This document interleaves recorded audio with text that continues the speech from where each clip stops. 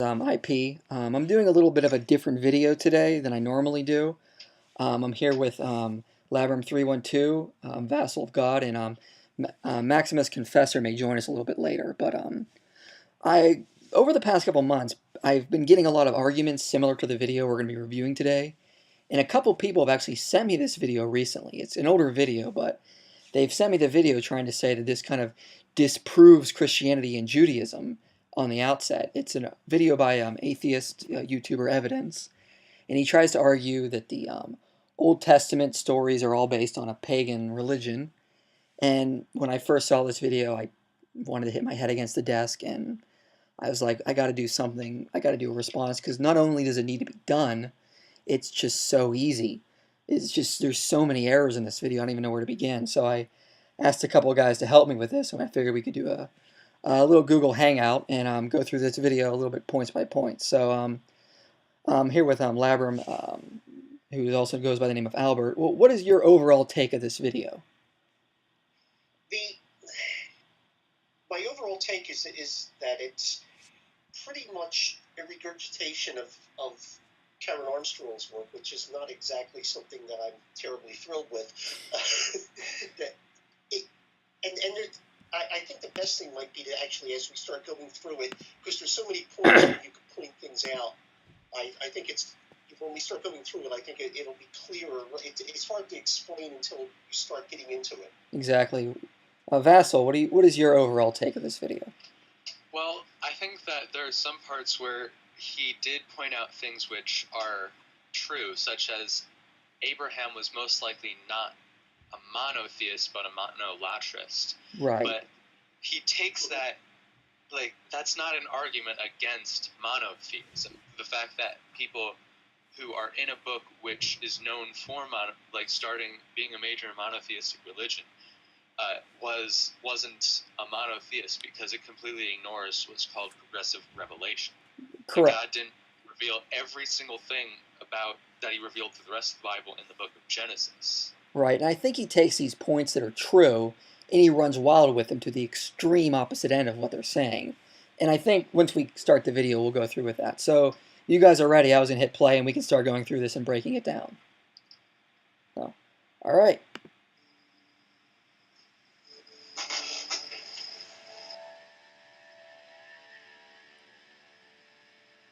The God we know, the God of the Western world, the God of Judaism, Christianity, and Islam, has a history. Modern evidence indicates that if you read the Bible as a... All right, I got to stop right off the bat. What he did was he held up a book by Karen Armstrong. Okay, Karen Armstrong is not a scholar. She's a layman at best. Yes, she's a member of the Jesus Seminar, I believe, but she's got a lot of ideas that a lot of even skeptical scholars have challenged her on. And to cite her as like your primary book you're going to go from is not a good place to start. And I don't think that he actually cites anyone else throughout the rest of this video. He just cites her. I don't think so. I mean, Albert, have you heard any mainstream scholars who take a lot of what Karen Armstrong says seriously? No, I haven't. I didn't think so. Well, the thing that amazes me in this is that, well, first of all, I think it should be pointed out that while there were some very qualified scholars in the Jesus Seminar, a lot of them really were not top-rate scholars. There were people there who didn't have academic tenure anywhere. It basically, the Jesus Seminar was David Funk picking people who would agree with him for the most part. Yeah. So.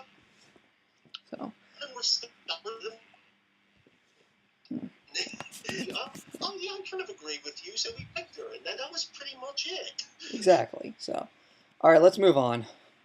It is currently presented by modern religion, especially if you are reading an English translation. You aren't reading the real story.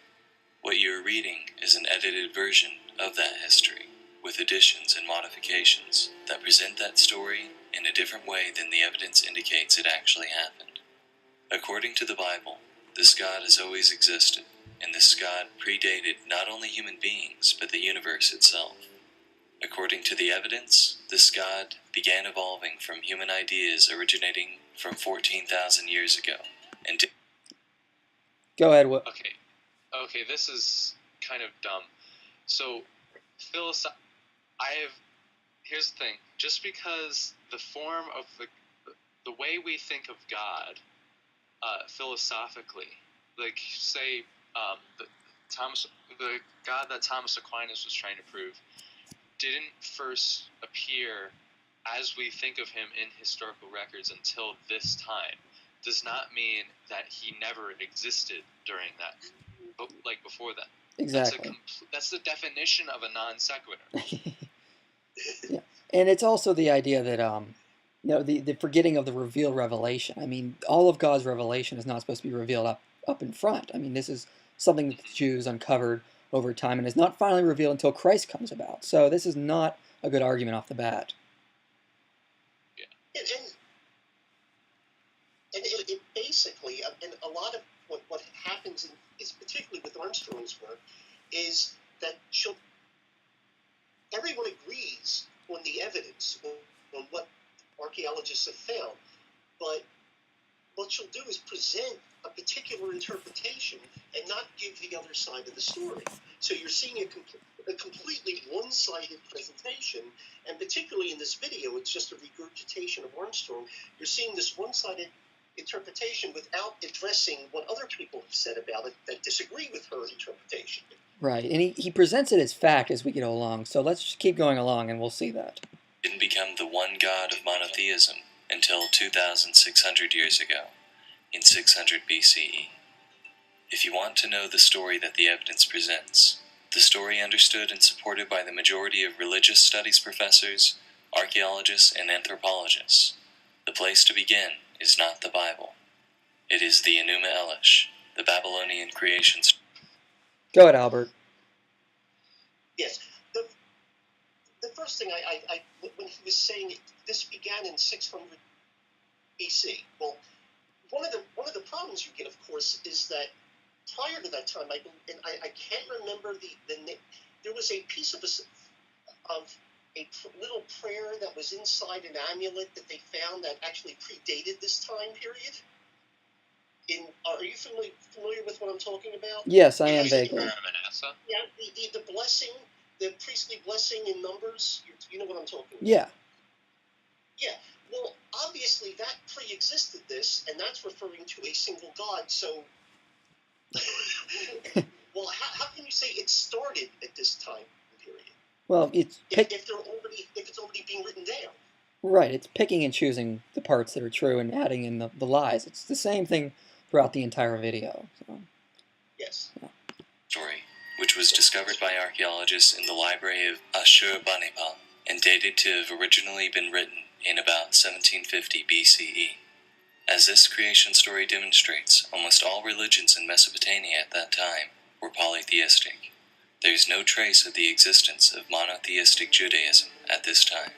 Okay, I'm going to stop here because that's not a good argument. I mean, for example, the Bible.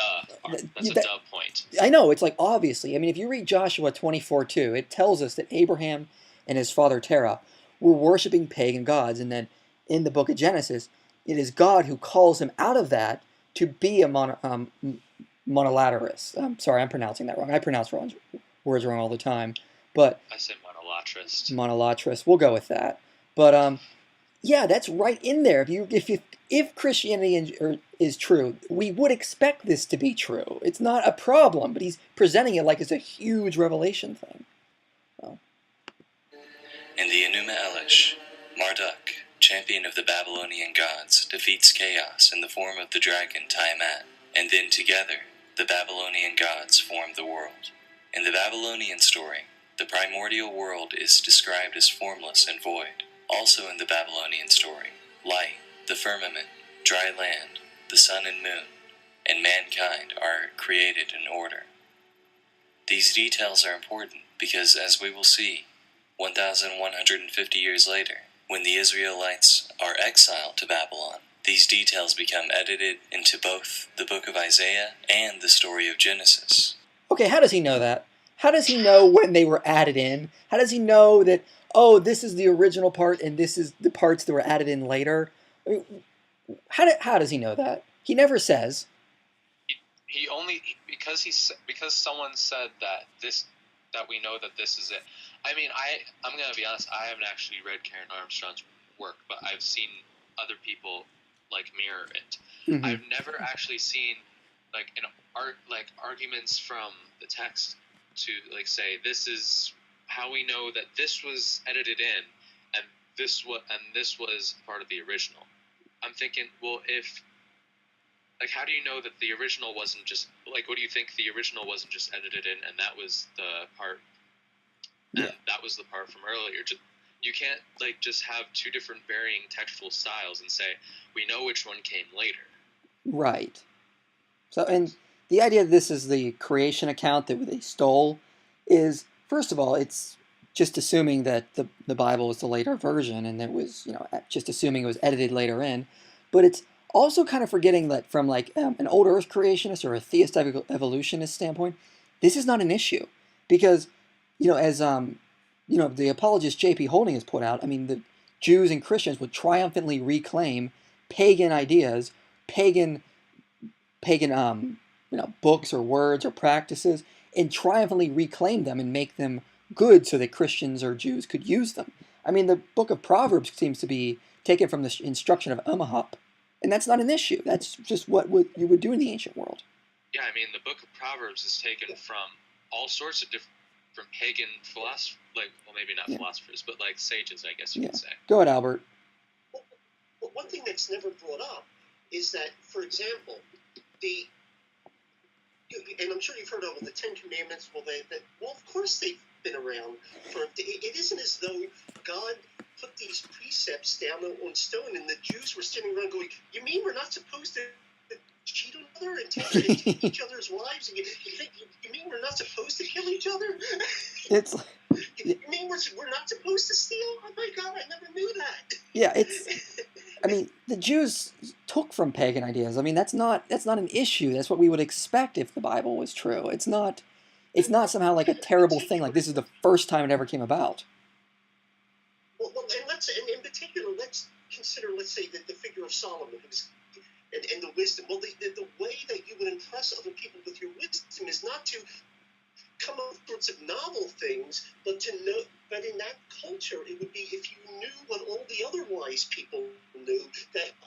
Exactly. Yeah, I think that there needs to be a huge line drawn between how modern culture thinks of people as really as its first chapter. Oh. The first. Sorry, I hit that accidentally. Go ahead. Okay, I think that there needs to be a huge line between how we would normally consider someone smart and how people in ancient times considered someone smart. You see, ancient people had a very, very high view of tradition. It didn't matter what culture you were in. In fact, the older an idea was, and the fact that it still stuck around, the more likely they thought it was to be true. If you came up with a novel idea, then it was less likely to be true. Yeah. It's something that people had been considering true for a long time. Yeah. And for me specifically, and I know for a lot of theistic evolutionists like myself, we have no problem saying the creation account was triumphantly reclaimed from pagan creation accounts in order to contrast them to show that the world they argued for was theologically created for good purposes by a good God against the pagan. I mean, it's not an issue if you look at it as poetry in that sense, so it's not an issue for us.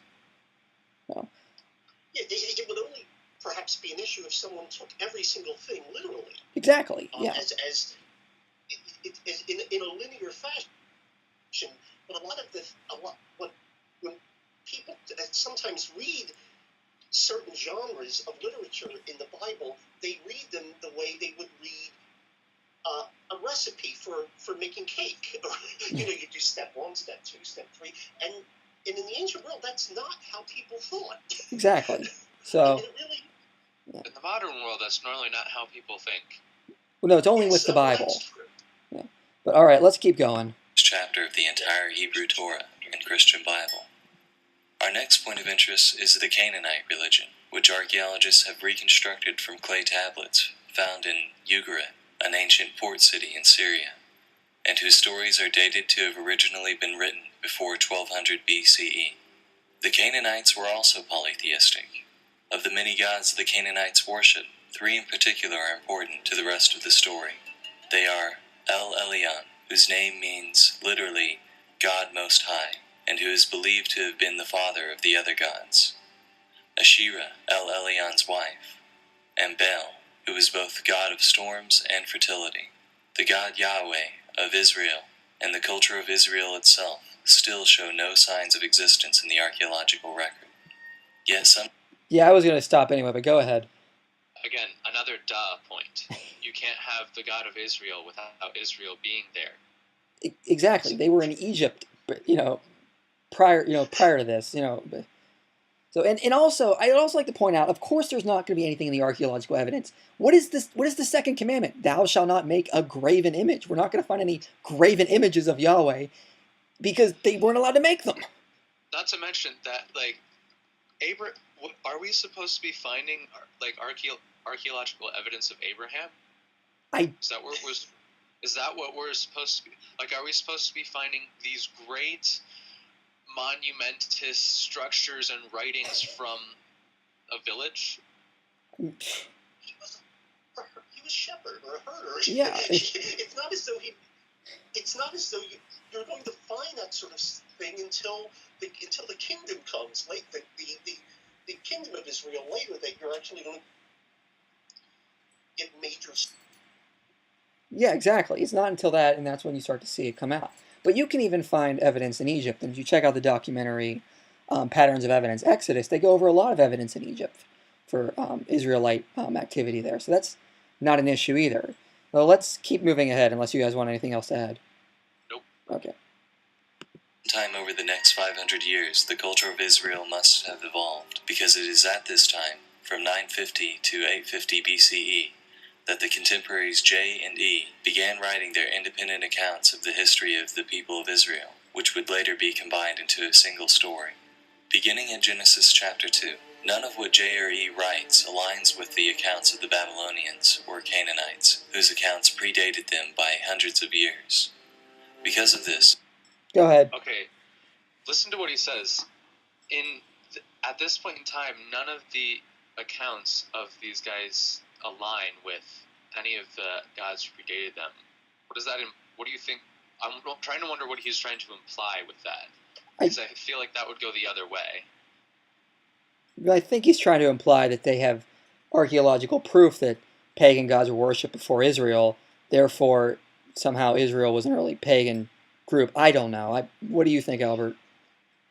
Well, the other thing is he's making these let's say, but the expressions El was a generic term for deity, so it's not that surprising that other people who also speak a Semitic language also use El to refer to a general idea of deity. Exactly. I mean, it'd be like saying that Muslims and Christians worship the same deity because we both call him God. It's just a generic term to title for the creator. And this is, you see this a lot, and I get this comment all the time. Canaanites worshipped El. The Israelites stole worship of El. And I'm like, no, they just stole the name. It's the title. It's not the actual God. Romans worshipped deuses, or dei. That means that since Christians often referred to God as Deus, they must have stolen the concept of God from the Romans. Yeah, exactly. And because of the nature of the stories... Sorry, go ahead. Oh. Go ahead, Albert. He just muted himself. You gotta unmute. Yeah, I was just making the comment. Well, according to them, we steal from everyone. So I'm not exactly sure who is it that we're supposed to. I think he froze. You still there? Yeah, I'm still here. I think he. Yeah. Yeah, I get what you're saying. Experiencing technical difficulties. Yeah. I get what you're saying, Albert. I mean, they say we stole from everyone, and so nothing's original, and of course the evidence they back up for this is always flaky. So, but let's keep going on. The stories told. The most reasonable inference appears to be that these accounts were entirely mythical stories that the Israelites used to explain the world around them and find meaning in its cultural climate. But that all changes at Genesis chapter 12 with the story of Abraham. It is here that we finally find a connection with the religion of the Canaanites. We can see in the Hebrew version of the Torah that Abraham is said to worship El Shaddai, one of the names for the Canaanite god El Elyon.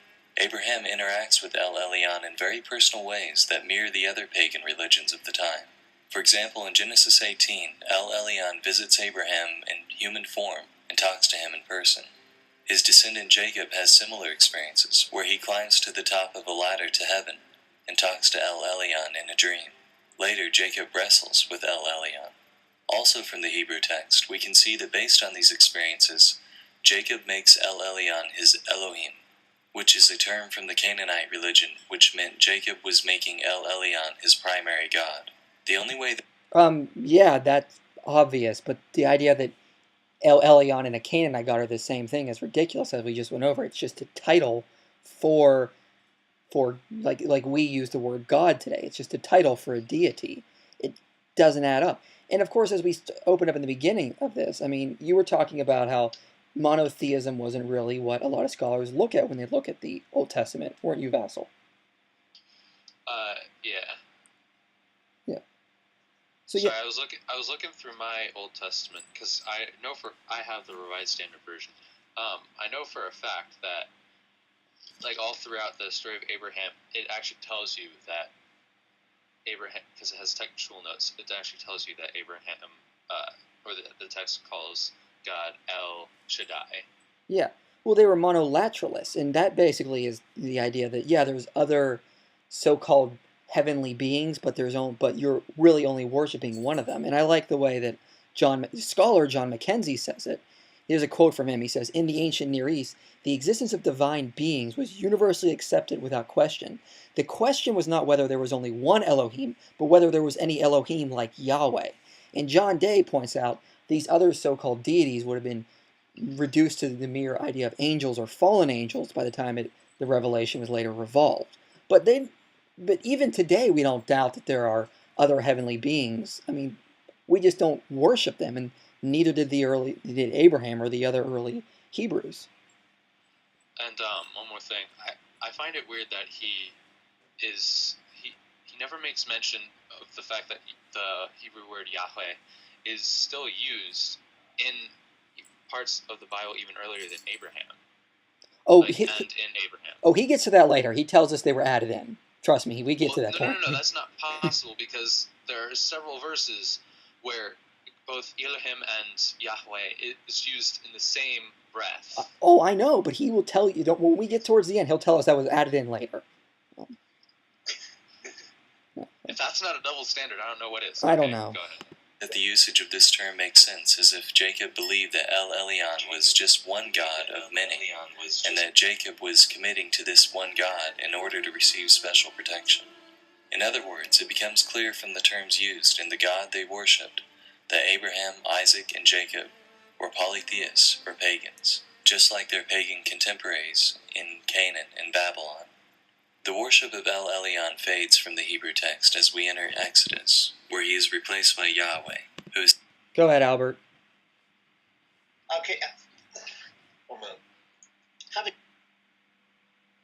You just muted yourself. Rapid fire muting. Go ahead.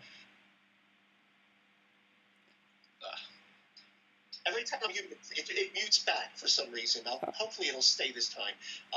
It's kind of funny how he mentions that Abraham, first he states that Abraham has decided to focus on this one God, and then with the next breath he says they're polytheists. Excuse me? Yeah, well No, they were monolaterous. I mean, we've been over this. I mean, the existence of heavenly beings does not imply polytheism. It implies you agree there are possibly other things you could worship, but there's only really one God worthy of worship. And this is the idea of taking the little bit of truth he has and then blending it with these unbelievable lies that are just not there. So, let's continue. Said to have rescued the Hebrews from slavery in Egypt. The story of Exodus, particularly in its modern interpretation in the animated film, The Prince of Egypt, depicts ancient Egyptians as the ultimate assholes, viciously enslaving an entire race for the sole purpose of... Go ahead, yeah, I'm right there with you. I just wanted to say, I concur with him on this point. This is definitely not what ancient Egypt was like for the Israelites. But notice what he does, and he's about to do this. As you know, he gets his Therefore, theology. the story of Exodus is false. Yeah, he That's gets his. non sequitur. This is what happens when you get your theology from a cartoon and not from scholars, and that's what he's going to say. Or from the Bible itself. Yeah, let's listen to that part because it just gets really bad here. Erecting colossal monuments to their own glory. While it is a moving story of triumph and deliverance from oppressive circumstances, on a historical level, it contradicts the modern archaeological evidence that we have for the inner workings of ancient Egyptian culture, particularly their slave ownership practices. Modern archaeological evidence indicates that the workers who built all of the large monuments in Egypt. Okay, so hold on one second, Albert. Your mic is unmuted. There you go. From pyramids to sphinxes, were well-paid Egyptian citizens. Okay, so yeah.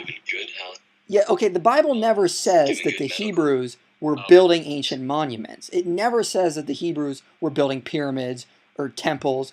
It says they were making bricks. That's it. It doesn't say they were the ones who were constructing these things. What's funny about this whole thing is that he seems to be insisting that, like, throughout those 400 years of when the Bible records the Israelites being in Egypt, he seems to be implying that, like, they were being tortured in the way that this cartoon is displaying it. I'm thinking, I've just read through the Torah. Well, I'm about 75% of the way through. I'm doing like a full read through of the Bible, but anyway, if you read throughout Numbers and even throughout Exodus, you find that the Israelites are constantly saying, "Oh, I wish we could be back in Egypt. Our lives were so much better there." True, they might have done harsh disciplinary practices, which I have a hard time believing that they didn't do. That's pretty much how the ancient worlds did things back then. But it's not as bad as he thinks, basically. Yeah, essentially. Yeah. So of course they were well fed and had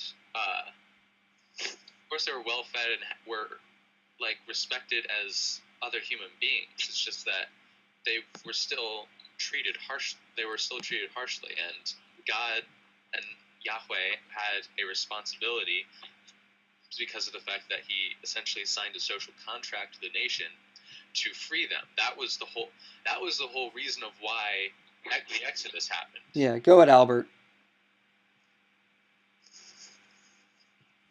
He froze again. He froze. Well, yeah, I mean, if you just look, Exodus 1:14 says it doesn't say they were making monuments, it says they were making bricks so the Egyptians could build things. It never says in the text that they were building pyramids or monuments. This is what happens when you get your theology from cartoons and not what the Bible actually says. Yeah, I do find it rather amusing that he's terribly upset that the archaeological record doesn't fit with Walt Disney, but that's just me. Yeah, I know. All right, let's keep going. Who were given good housing, fed well, given good medical care, and given honorable burials. Further, while, like many ancient civilizations, the Egyptians did own some slaves, there's no evidence that they ever owned the magnitude purported by the Bible, or otherwise systematically enslaved an entire race. While the account of Exodus appears to have been largely mythical, its telling nonetheless reveals the polytheistic worldviews of J and E. All right, just for real quick, if anyone has not seen it, there's a documentary out called Patterns of Evidence Exodus, and they go through a lot of evidence for the Exodus, and what they basically argue is that the reason why we don't find any evidence is because we're dating the Exodus to the wrong kingdom. They argue it dates to the Middle Kingdom, not the New Kingdom as it's traditionally dated. And if you look for evidence there, you actually do find a lot. And I went to the documentary with a skeptical eye, thinking it's going to be like an older documentary called Exodus Decoded, which was not that good. But they actually do present a lot of evidence, and they do present Egyptian records with Semitic names for slaves, and a lot, quite actually, names that would reflect the 12 tribes as well. So, the idea there's no evidence has been challenged, and it is debated. It's not like this is like unanimous.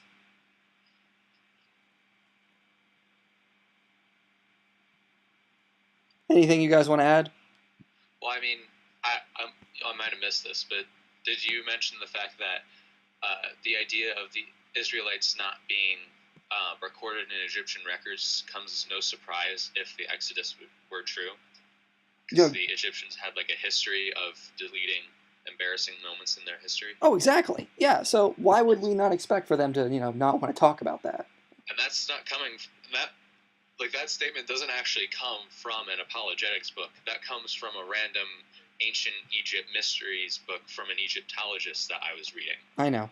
Well, they automatically assume it's not true. They automatically assume it's guilty until proven innocent. And, for example, you could apply that, if you apply that to other ancient works, we'd have to dismiss so much. Like, we have no evidence Hannibal ever crossed the Alps. We only know it because it's in records. But if we were to apply that same standard to other ancient works, we'd have to dismiss so much of history. It doesn't work. So, yeah, and if it actually happened, we should expect to find elephant skeletons all over the place. Exactly. But no, they won't apply that standard. It only applies to the Bible and Scripture. Well, let's keep going. After the Hebrews are rescued by Yahweh from the Egyptians, we can see even in the English translations of Exodus that they sing, "Who is like you among gods, Yahweh?" And, "Now I know that Yahweh is greater than all other gods." Hey, Albert, can you mute your mic or turn your volume down? Thanks. Exodus also established Yahweh as Israel's war god, calling him a great warrior who delivered them from Egypt. Okay, apparently, are you still having a mic problem? Yeah, he just muted himself. All right, keep going. As the Torah progresses, its polytheistic nature compounds. After arriving in the Promised Land, no longer in need of help in war, but rather desiring to prosper in peace, the Israelites begin to worship once again the Canaanite fertility gods Baal and Asherah. Okay, stop. Yeah, that's what the book of Judges says happened. It says they were chasing after false gods constantly. But if the Bible is true, I would expect to find a lot of archaeological evidence that the Hebrews were worshiping false gods or pagan gods, because that's what the prophets were constantly yelling at them for. Someone is like talking about how I remember in a hangout, someone was saying something like, if you read the Old Testament, then it looks as though like God is this great and powerful being to the Israelites, and He's the only one being worshipped. Whereas that's not what archaeology says. And I'm like, what Bible are you reading? Yeah. Yes, exactly. It's kind of funny. Like when you'll hear someone like Karen Armstrong's, or some archaeologists may say, we found these little statuettes of Asherah. It's like, well, have you actually read the Bible, the Old Testament? Yeah, we're familiar with that name. It's in there. Yeah, I know. It's like it's. Have you read the book you're trying to disprove? Yes. Exactly. Well, the other thing is, Go ahead. Just muted yourself.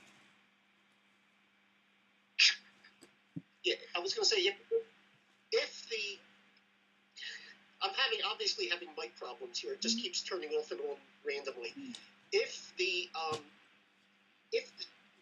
were in fact polytheists all the time, you would expect to see temples to these polytheistic gods all over the place also, and you don't. Mm-hmm. Yeah, exactly. So, but we do find evidence that they were worshiping false gods. I mean, that's expected if the Bible was true. So, reading a history of God, verses like this made no sense to me.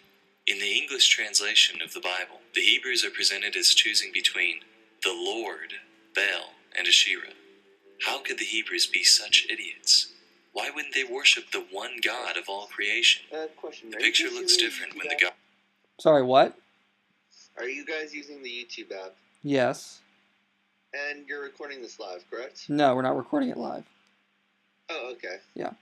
So, we're recording it for screen capture, and then we're going to post it later because the YouTube app doesn't record live with it. So, Okay, cool. okay. Real quick on this. Why would they worship false gods? Well, I mean, I've heard this pointed out so many times by scholars. It's the basic point that if you worship the pagan god, you could worship them and then get things for it.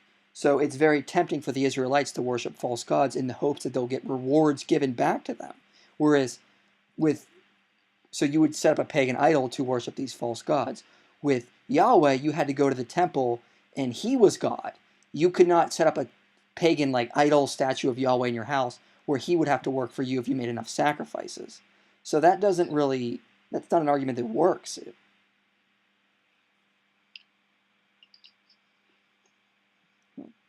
God you're supposed to be worshipping is Yahweh Sabaoth, which means the God of the armies. Yahweh started as basically the Hebrew version of the Greek god Ares. No wonder he was obsessed with war and death.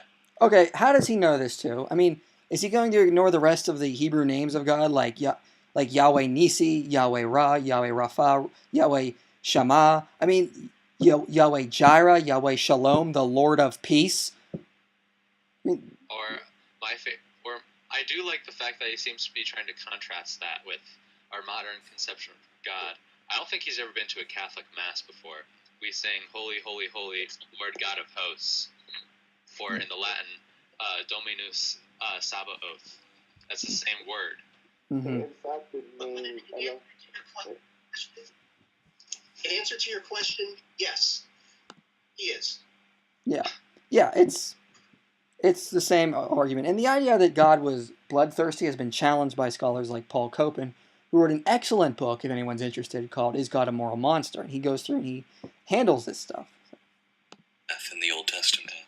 That was back when he was still just their god of war. Add one more thing to it. Now the picture made sense. Means the powers. Yeah. Yeah, exactly. There's kind of a distinction that people miss. They think that the Bible has a God who's purely monotheistic and there's nothing else comparable. Well, actually, the term that's better used is to say that, I forget it, but basically it's that there are many powers within the Jewish tradition where God is, on top and the most powerful, but there are angels, hosts, and other beings who are right up there, who are part of the heavens in general. Hey, Artie, who invited you? I'm just curious.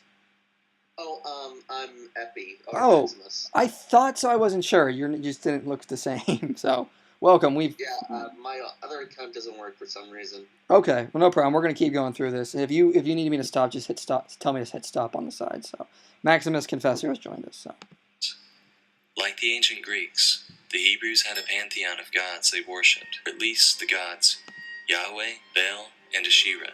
We have archaeological evidence of the polytheistic nature of early Israelite culture in one of our earliest archaeological artifacts from Israel from 1000 BCE, a polytheistic cult stand from Tanakh. Despite their polytheism, there were among the Israelites some with an unusually strong devotion to Yahweh in particular, who are now referred to as Yahwehs.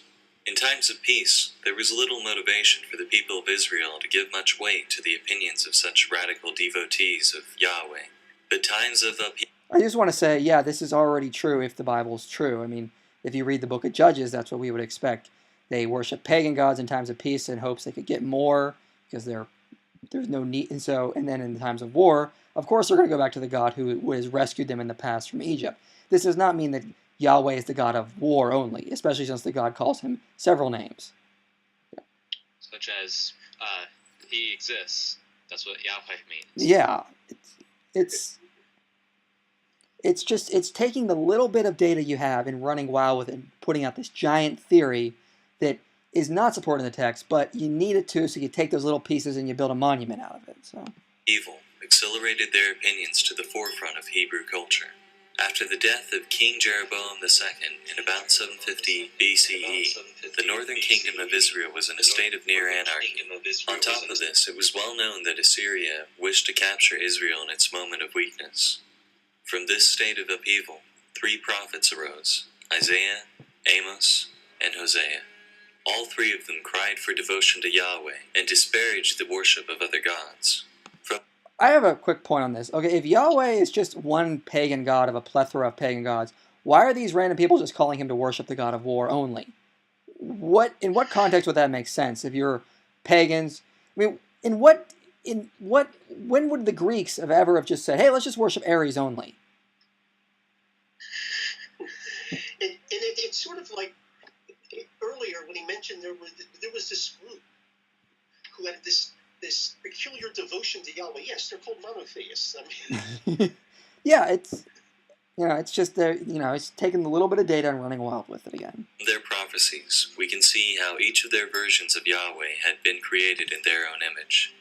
Isaiah, a member of the royal family, had seen Yahweh as a king. Amos, a shepherd, had described his own empathy with the suffering poor to Yahweh. Hosea, who was suffering through marriage problems, saw Yahweh as a jilted husband who still continued to feel a yearning tenderness for his wife. That does not sound like a god of war at all to me. Yeah, I was just about to say that. Like, seriously, how many people compared Ares to a husband who is being misused by his wife, the Greeks? Right. It's starting to find little contradictions in his points here, where he's just kind of going kind of crazy with things. So, it's ridiculous. And this idea that they're all painting Yahweh differently, that doesn't add up, because they're trying. The view is that God only is a one-dimensional being. He either has to be one of these.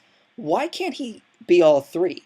I could write a book about George Washington being a great leader of the country who founded this nation, who inspired his troops, and someone else could write a book about George Washington about how he lost every battle. He never wanted to be the president. He cried when New York fell.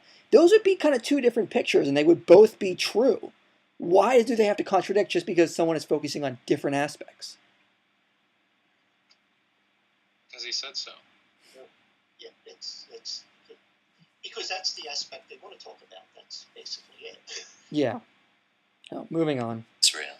Ultimately, their outcry did nothing to save the northern tribes, and they fell to Assyria in 711 BCE. But their words lived on in Hebrew scripture and the Hebrew imagination. The cult of Yahweh received another boost during the rule of King Josiah in 622 BCE. Unlike his predecessors, who welcomed an open pagan vision, Josiah was a strict Yahwist. Like the prophets before him, Josiah was convinced that Judah's social problems came from a lack of devotion to Yahweh.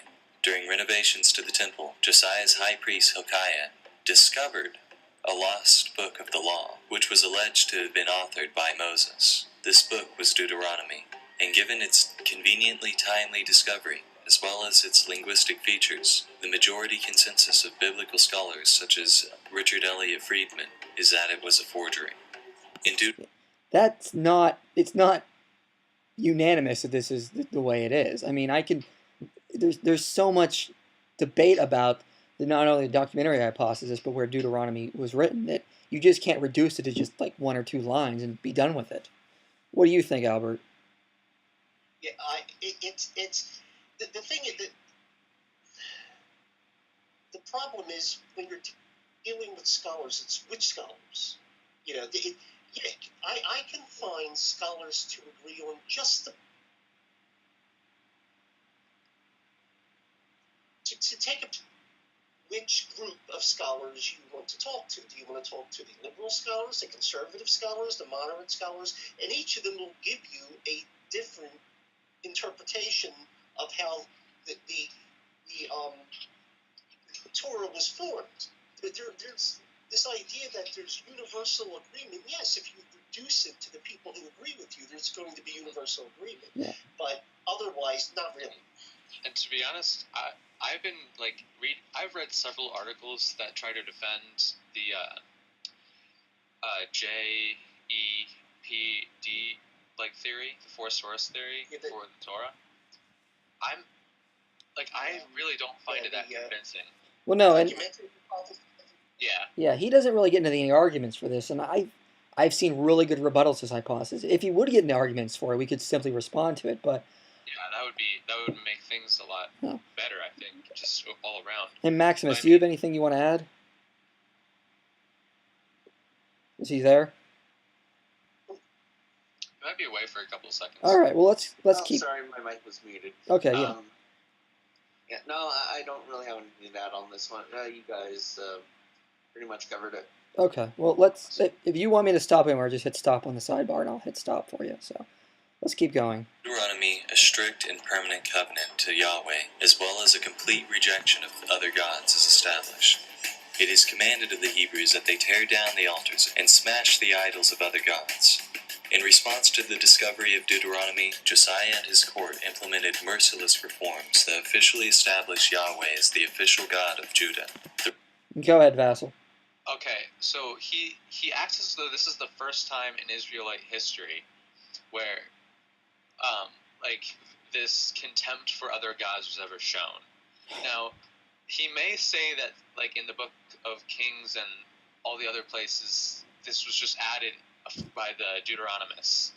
But again, that seems to sort of be like putting the cart before the horse. Mm-hmm. Because, I mean, you see it very commonly, especially in the book of Kings, where there is like, and especially in Samuel, like the whole point of Samuel is, like both books, is King David's like establishment as king, and like him putting Yahweh above, like him only like worshiping Yahweh. That's what you see consistent throughout the book of Samuel. And in the book of Kings, it's like, yes, you had bad kings, but then you had good kings, and the good kings were the kings who were like praised were the ones who were tearing down idols. Right. And I'm pretty sure he would just say to that, well, those were all added. Those were the parts added in Judges, Exodus, Kings, Samuel, and Joshua. Well, yeah, and he does do that. He just... What I find in a lot of this sort of material is, I also find the same thing with groups like Jesus Mythicists, is that they have this theory.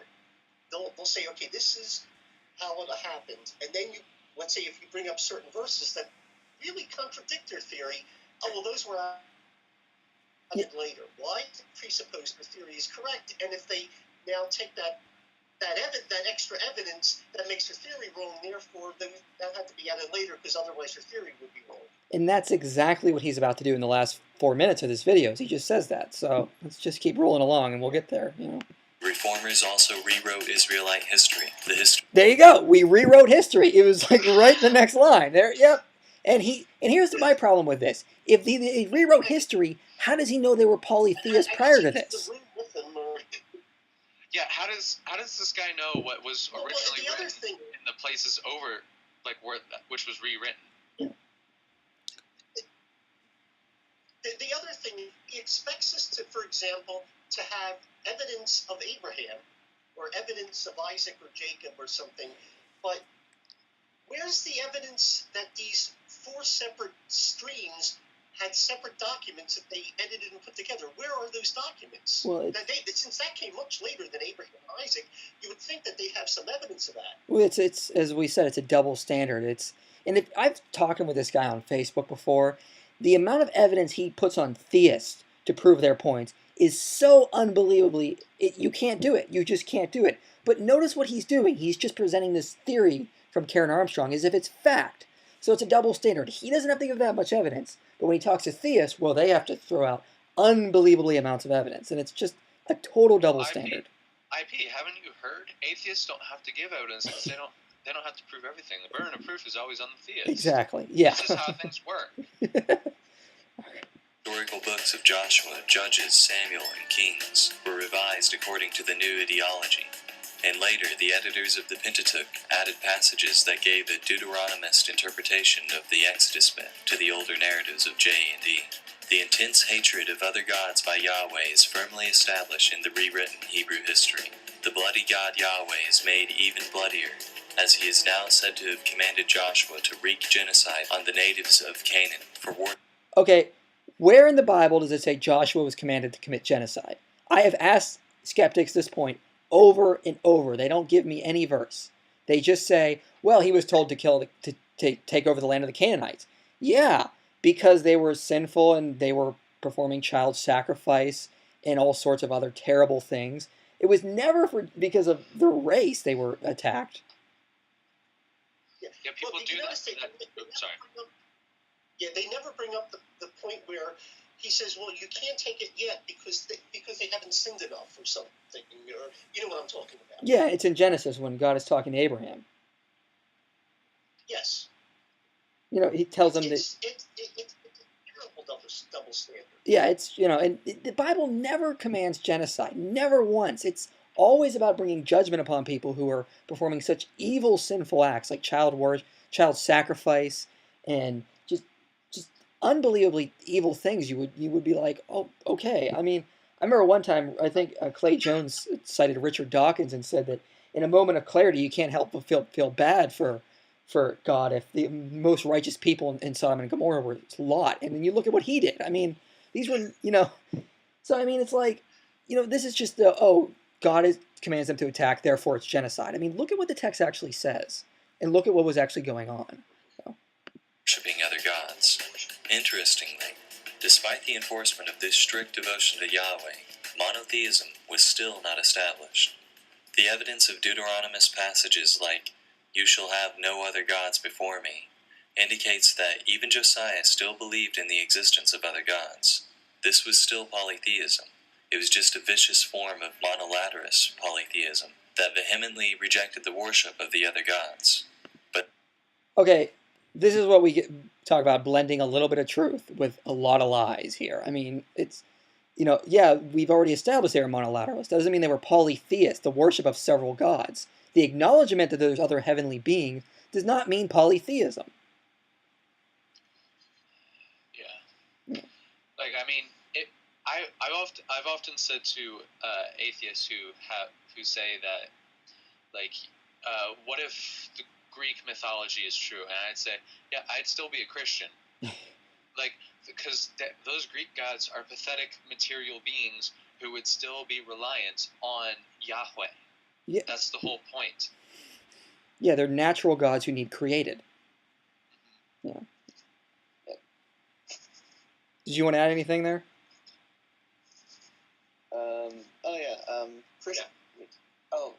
Something I want to add. Christianity's category of theism is actually more akin to the classical theism of Plato and Aristotle. This notion of one God who is the non-continuing source of all reality, not kind of the Greek idols people worship. Exactly. So I would actually compare it. The question I would compare is, how would you react if Plotinus's "the one" was true, like something along those lines, as opposed to Zeus or Hades or one god of that like? Yeah, I think that's a good point as well. I mean, and I know many Christians who would argue that a lot of these pagan gods are real in a sense; they were just demons. I mean, and I don't take that view specifically, but I mean, if they were found out to be true, I mean, that's just what would be interpreted as in Christianity. It's not an issue for us. No. The stage was set. In 604 BCE, King Nebuchadnezzar II rose to power in Babylon. It was well known at this time that Nebuchadnezzar sought to conquer Jerusalem. As his armies gathered and prepared, another prophet, Jeremiah, arose, once again crying that strict devotion to Yahweh and the rejection of other gods had been the solution to their problems. Except this new prophet was claiming that it was too late to do anything about it. Yahweh would use this foreign army as his instrument to teach his people a damning lesson. Like the prophets before him, he projected his own emotions, such as fury, onto Yahweh. As Jeremiah predicted, the fall of Jerusalem to Babylon was inevitable. The forces of Babylon were just too massive, and Jerusalem was just in too weakened a state. The temple was destroyed. The Hebrews were exiled from their country to live in Babylon. The Babylonian exile had begun. Their sense of defeat was devastating. Polytheistic gods in ancient Mesopotamia were associated with specific territories of land. When the What were you saying there, Vassal? Well, I just thought it was kind of funny how, like, I mean, this is one of those predictions where it's like, yeah, anyone could have said that, anyone could have predicted that, but I just thought it was kind of funny that he's talking about how a prophet was predicting this and that's all he was talking about, and then it came true, like, while he was still alive. Yeah, I know. Well, is that an actual true prediction, or was that added later? I mean, I've heard atheists go both ways on that, so. Yeah, I don't know. So. Hebrews were exiled to Babylon. They felt they could no longer connect with Yahweh. How can we sing the songs of Yahweh while in a foreign land? Ezekiel, a prophet who arose among the exiled Hebrews, expressed how alienated the Hebrews had become. He too blamed their plight on the Hebrew people for a lack of devotion to Yahweh. It was Real quick, I mean, he's trying to say that Yahweh is just the God of the land of Judea and not the God of all the land. The reason why they're saying they cannot worship God in a foreign land is because they were out of covenant. The covenant they made with God was that they would inherit this land if they worshipped Him, and to be taken out of that land meant they were out of the covenant. They were no longer in covenant with God in that sense. And and in the Torah, it often talks about how Yahweh would designate a specific place, aka the temple, for them to worship in. They didn't have the temple, and it wasn't like they couldn't worship Yahweh because they were in a different country. It was because they couldn't worship Yahweh in the proper way because they didn't have the temple. There weren't priests who could offer sacrifice in the temple in the ordinary way. Right. And, this, of course, changed in the New Covenant, but the idea that it just means that Yahweh was a god of a land in Judea and not a god of other lands it's just taking the little bit and just building a giant case out of it, which is not necessary in the text. Then, at a time when the Hebrew people seemed most crushed, at a time when it seemed certain that the cult of Yahweh would surely die, it instead did something that religion has done throughout history in order to survive. It changed. A new author, who scholars call Second Isaiah, arose, and his words were appended to those of the first Isaiah. I am the first, and I am the last. Besides me, there is no God. Monotheism. Go ahead. Okay. Why didn't these monotheists, like the first monotheists, why didn't they rewrite history? I wonder. I know. Well, I mean, if they seem to be a break in that tradition. If it's so obvious that the text was changed to be monotheistic, why did they not edit out these other parts that he is using to try to show early polytheism? Like, if they were editors, they did a horrible job. Yeah. Ism was born. From this new monotheistic culture, the priestly source P arises. Israelite history is rewritten once again. Exodus is rewritten by P to say that the El Shaddai worshipped by Abraham and the Yahweh worshipped by Moses were the same God. Any references to El Elyon are explained by P as merely different names for Yahweh. The entire book of Leviticus is authored. Genesis 1 is crafted as an improved monotheistic version of the Babylonian account of creation. Second Isaiah rewrites Babylonian myths that were attributed to Marduk, such as his defeat of the dragon Tiamat, attributing them instead to Yahweh. The Torah is rebranded by P to look as if it had always been monotheistic. This is what we've gone over so many times already in this thing, is that, first of all, there's so many problems with this section. He's forgetting that there is no problem with the idea of Jews triumphantly reclaiming things of paganism and applying them to Yahweh. It's sort of like when the Persians called their emperor the King of Kings, and in the New Testament we hear it being applied to Jesus. It's like saying, you think your God is King of Kings, really Jesus is King of Kings. It's an act of triumphant reclaiming something. And once again, as we said earlier, how does he know, where is his evidence this was just rewritten? He doesn't really give any, he just assumes it's fact. It's a double standard. Well, in all fairness, Jesus is just a myth constructed by Persian legends, so that's why we would have had this conversation last night. Yeah. I know, I'm just kidding. Yeah, and it's like it's just the same stuff going through. It's the same double standard over and over. In 600 BCE, the god of Western monotheism, the god of Judaism, Christianity, and Islam, was born.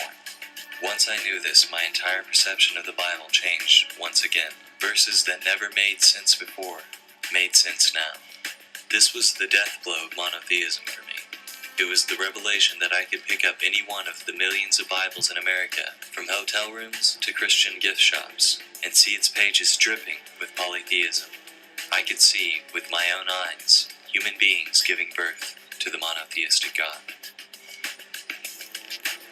Okay, so if that's what he needs to debunk his his belief in Christianity, then that's pretty bad. I mean, this is I went through this video and I saw a lot of points and I'm like, yeah, that would be expected. If yeah, that would be. And this is what he says pulled him away from Christianity. I don't even know.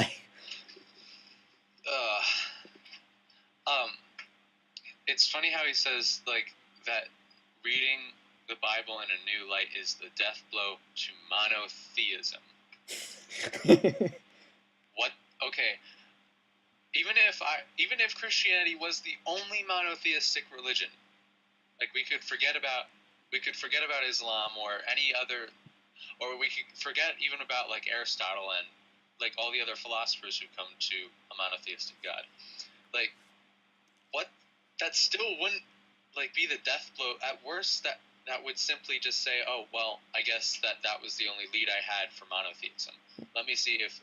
Like, I would at least say, well, I wonder if there's any other reason to think that there's a monotheistic God. And what bothers me is that did he even try to read rebuttals to this? Did he just read Karen Armstrong and assume it was true without any actual evidence? Because that's what he does at this end. He just says this was all edited and changed because Karen Armstrong says so, or whoever he cites says so. That's not an argument. I mean, there's good responses to this by Jewish and Christian scholars, and just to take their one side's argument and not listen to anyone else, it just shows you weren't even trying. Like, it's like if this is what convinced him, he wasn't trying, and I'm sorry to say that, but that's true. Hey, he leaves very well-sourced Wikipedia articles down in the description. That's literally what his description is. He writes over them, well-sourced Wikipedia article about X, Y, and Z. Albert, what are your thoughts? It sort of reminds me, though, what you get in the whole Jesus mythicist thing, where someone will see something like zeitgeist and then say, well, I saw it there, therefore it's true.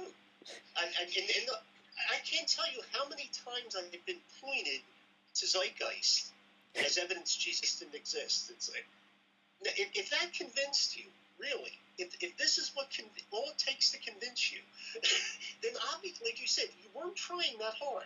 No, and like when I was an agnostic, I spent several years trying to get good arguments against Christianity, and I did that by reading the actual Christians, like C.S. Lewis specifically, and trying to figure out how I could respond to this. Now, when I'm doing videos, I try to find good objections I can respond to, or if they challenge my view in any way. And I have found that good arguments that have challenged my views in some ways.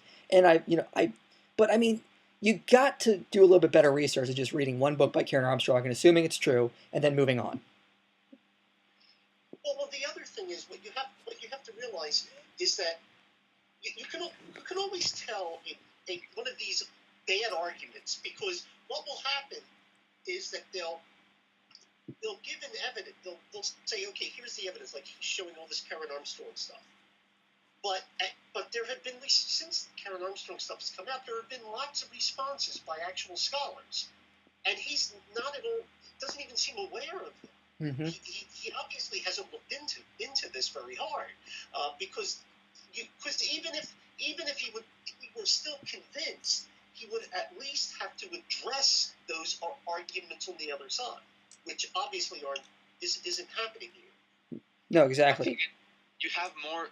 Like, this is just part. I mean, I watched part 2. I'm not sure if there's a part 3, but like, at the very least, make one video presenting your case and then make another video defending it. Exactly. Like, in a debate, you don't just get up. Well, this isn't a good example, but you don't just get up, say your opening statement, and then just completely forget about the rebuttal.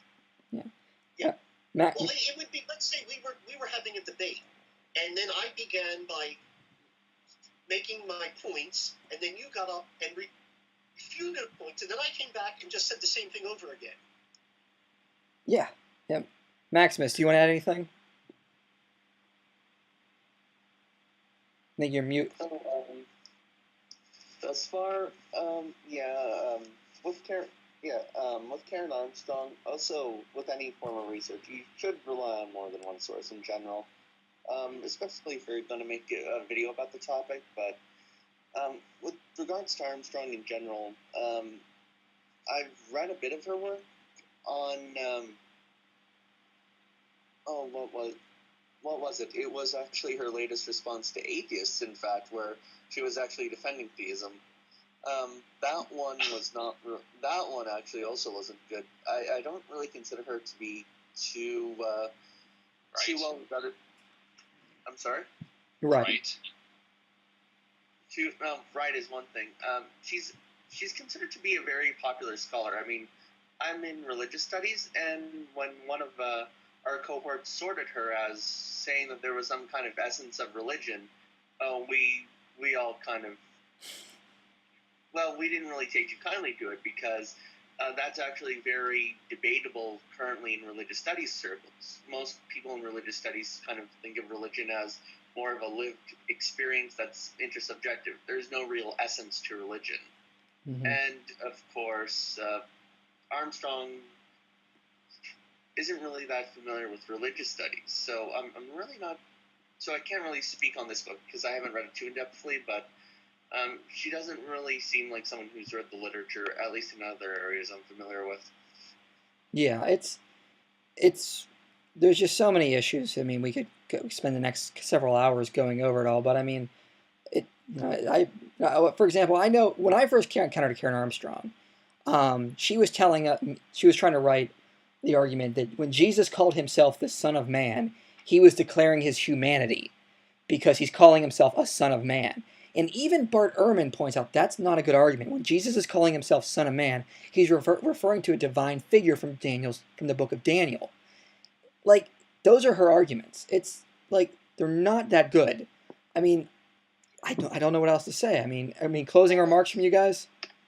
Well, the thing is, Karen Armstrong is there's a particular line of scholarship that she agrees with, and she's a popularizer of that particular line of scholarship. She's not actually doing the scholarship. Yeah. No. She's making it accessible.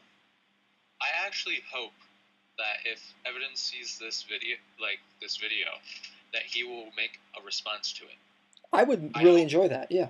I would love that. I would love for us, like, all four of us even, if need be, to have, like, an actual discussion about these things. I would love to discuss it with him, yeah. An upfront debate, but, like, maybe a video discussion, like, maybe several videos back and forth, or blog posts, or things like that.